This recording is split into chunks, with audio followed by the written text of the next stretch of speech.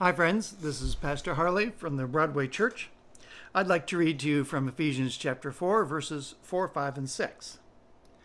Paul writes, "There is one body and one Spirit, just as you were called to the one hope that belongs to your call, one Lord, one faith, one baptism, one God and Father of all, who is over all and through all and in all."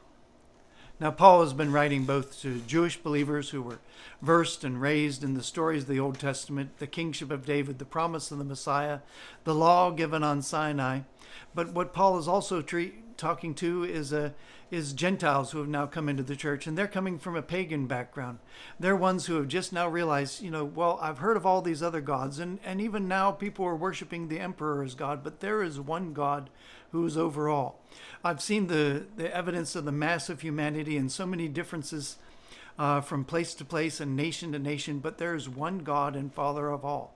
He is over all and through all and in all.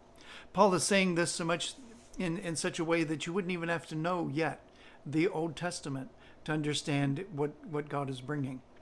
And at this point also he is saying, we have one hope, we have one baptism, one faith, and one Lord.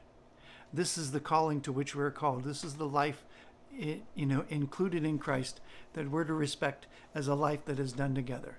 Be blessed.